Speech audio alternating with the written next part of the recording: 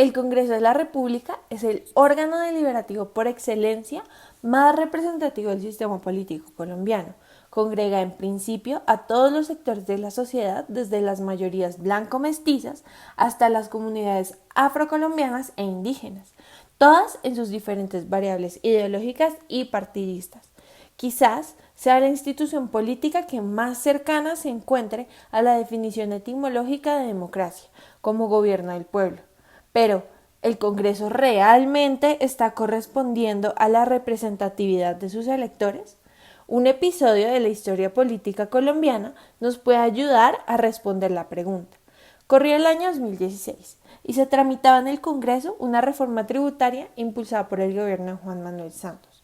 Su objetivo, buscar nuevas fuentes de financiación por el déficit que generó la caída de los precios del petróleo en el 2014. En ese momento fungía como ministro de Salud el respetado economista y académico Alejandro Gaviria. Su aporte a la reforma fue un tributo saludable que venía siendo propuesto desde el 2015, el impuesto del 20% sobre las ventas de bebidas azucaradas. El resultado fue un desastre. A pesar de la evidencia de estudios independientes sobre el consumo de bebidas azucaradas y el exitoso caso de México, donde Gaviria sustentaba el impuesto, la propuesta fue diezmada y rechazada.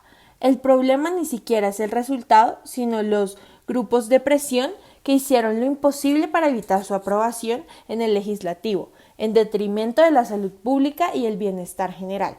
En palabras de Gaviria, durante el paso de la propuesta en el Congreso aumentó de una forma inusual el número de lobistas que de grandes grupos económicos. No es la primera vez que intereses privados y particulares se anteponen ante una mayoría votante y el interés general.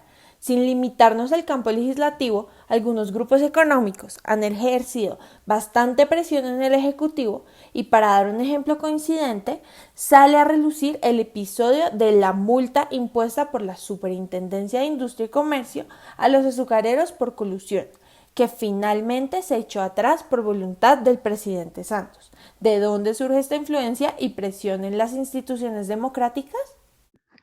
Es un secreto a grandes voces que cualquier campaña electoral conlleva un ingente gasto en menesteres de aquella empresa.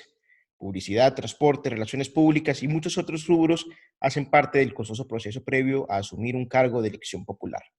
Por esto, la financiación de las campañas es un factor clave en el éxito de una elección. Según un informe publicado en 2018 por Transparencia por Colombia, se advierte que en época electoral las contribuciones privadas aumentan dramáticamente en asuntos políticos. El problema, alrededor del 70% de estos recursos no se reportan.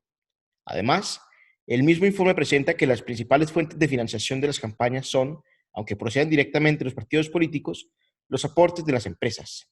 El problema radica cuando, en virtud de las donaciones, se adquiere un compromiso político a priorizar las medidas que benefician al empresariado y los demás donantes de grupos económicos. Así, sin importar que el 70% de los ciudadanos se encuentre a favor del impuesto a las bebidas azucaradas, como es el caso que discutimos, según un reporte del New York Times, el respaldo legislativo no se tradujo en correspondencia con la ciudadanía, sino con los lobistas de las corporaciones.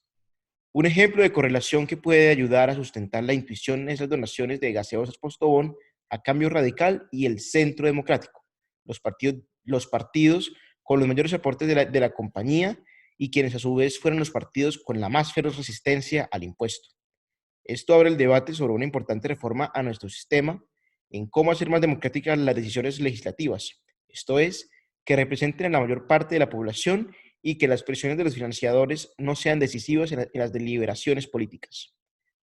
Además, hay que tener la convicción de que la reforma electoral más apremiante para la democracia colombiana es la forma de financiación de las campañas políticas y el tipo de elección para el Congreso. En concordancia con las recomendaciones de la Misión Electoral Especial producto de los acuerdos de paz con las FARC, sugerimos que la financiación de las campañas sea asumida por el Estado para los congresistas electos. Esto asegura que los políticos electos no tengan su voto supeditado a aquellos agentes con el suficiente poder económico para financiar sus campañas por encima de la ciudadanía. También, para evitar la identificación particular de congresistas con aquellos intereses con los agentes descritos, se propone que las elecciones legislativas sean por listas cerradas de los partidos. Eso tendrá como resultado que el Estado financie a los partidos y no a los congresistas, en proporción con las curules obtenidas en el Congreso. El dilema moral que enfrenta la medida es la libertad ciudadana de elegir por preferencia contra medidas que aseguren la independencia de los congresistas para legislar.